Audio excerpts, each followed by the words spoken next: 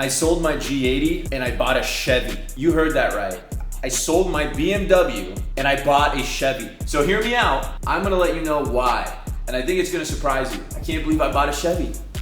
What is going on, guys? Welcome back to the channel. Welcome back to another video. We are in the apartment right now. It is a beautiful day. Pool is glistening. We might try to catch a tan. I got a stock NPP muffler right here from a 2024 Camaro ZL1 because, fellas, we are gonna be doing headers. Just got scheduled on the books with probably one of the best GM shops in the country, Cordes. I don't know if you guys know Cordes or not. A lot of people say Cords, but my boy Nick D is gonna get me tuned up. We are gonna be screaming bald eagles out of the pipes. I mean, look at this thing. That's how they shipped it. It's just crazy to me. Also, I wanna show you guys this real quick as well. You guys got to pick up this Dior cologne, the new Intense line. I think this is Homme? Homme? I don't think you pronounce the H, Homme. This is the craziest scent I've ever smelled. I'm telling you guys right now, you will have the Chevy ladies flocking over you. An insane scent. I can't even describe it. It almost smells like icy hot, but woody. So fellas, go check that out. I think it just dropped. But I definitely need to clean this place up. I mean, we got random G80 parts here. We have some clothes that I'm looking to sell, some old Adidas Predator soccer cleats. I have one dresser in here. I have my racing helmet. See that? From autocross days, cowboy hat. Got my snowboard over here. You know, we're living life. We're living the life in this. It's like a 500 square foot studio apartment, but it's everything that I need.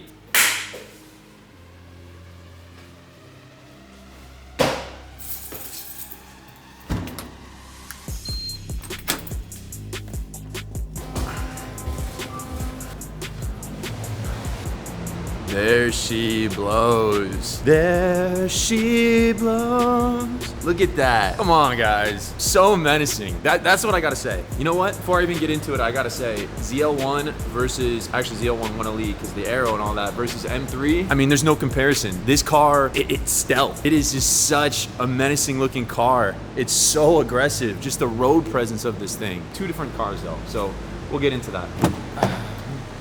Got my ND filter here, fellas. If you're wondering what I use on my camera, this is a Polar Pro ND filter.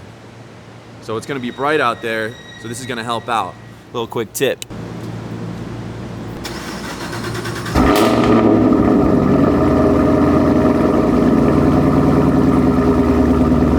Headers is gonna be, you guys you're not ready. So even the tacks, see how they're all old school style? I love that, very analog. Got the shifter right here. Got my radar set up. Yeah, very nice, very comfortable. These seats are very, very comfortable. We're gonna let this guy warm up a little bit. I like to get my oil temperature around 120-ish before we start driving. Check out the footwork though, ready? Off, parking brake, clutch in, first gear. Check me out.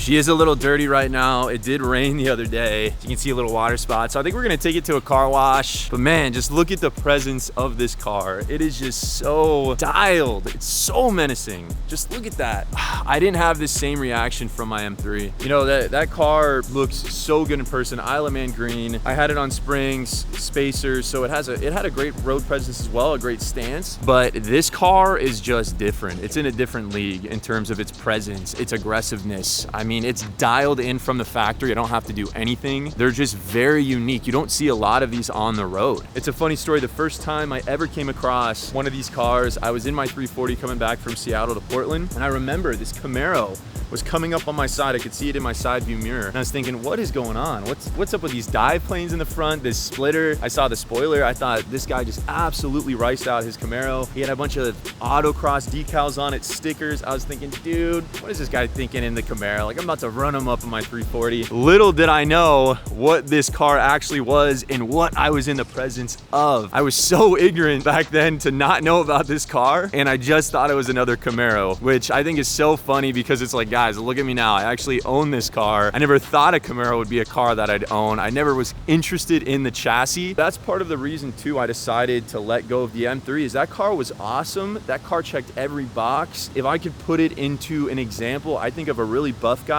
in a suit and tie, like all cleaned up. You know, you have a lot of power, but very refined, very classy. This, on the other hand, it's that same guy wearing a tank top with tattoos. That's what I think of, just raw, unfiltered, attention grabber. This car just has a different presence on the road. In camera does not do it justice, but in person, holy moly, man, this car is something else. I'm having moms in Escalades at traffic lights yelling out, "Sexy!"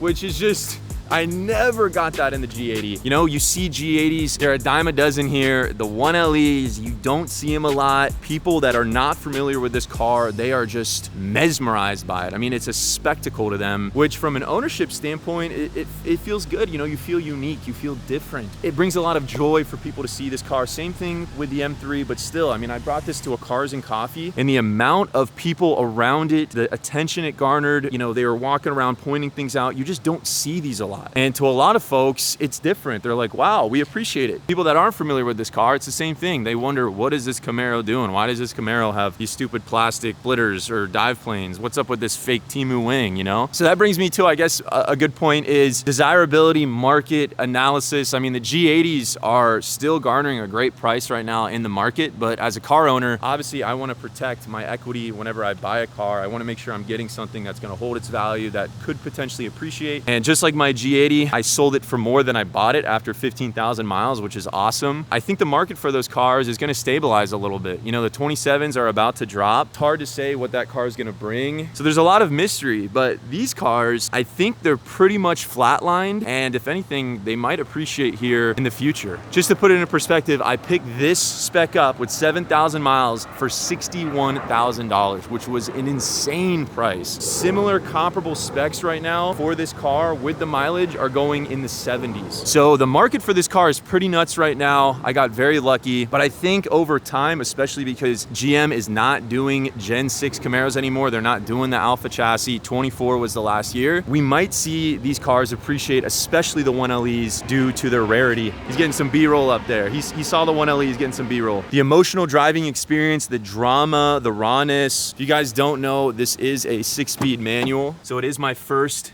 manual car. So learning to drive stick on a car like this has been high, low, lows for sure, but I think we got it down. It is just an experience, just banging through gears, the rev match when you go downshift, just the blips. I mean, it echoes off buildings.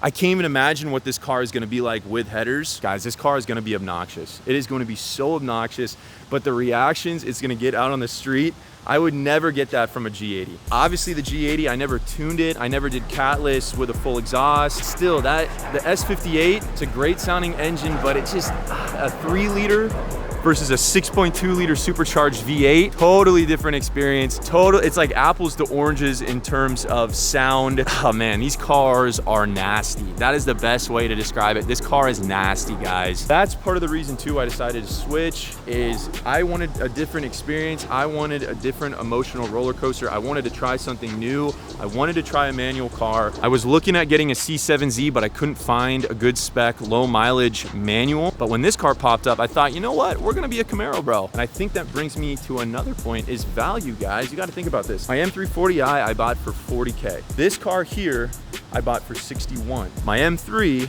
I bought for 85. Think about it in that perspective. This car kind of sits in the middle of those two cars value-wise. However, this car has a 15-second faster Nuremberg time than my M3, and the emotional driving experience, market situation, potential collector desirability, it wins. It checks the boxes. It makes sense. So I thought I'd make this video real quick just so you guys can hear my breakdown about why I made that decision. Obviously, I made a video about this before, but now that I've actually owned this car, It's a little bit different. Obviously, times have changed as well, perspective-wise. All in all, I'm very satisfied with this car. I'm very happy that I purchased it. I cannot wait to see what's gonna happen once we do headers, X-Pipe, back to the stock MPP. This car is gonna be so rowdy. It's gonna be so fun to drive. For all you guys that have decided to stick with me, I know this is a completely different car. You're not used to this. I know my Bimmer boys are a little upset with me right now, but you know what, guys? Trust me on this. I think you're gonna end up liking this car. Be open-minded about it and just see what we're gonna do with it, okay?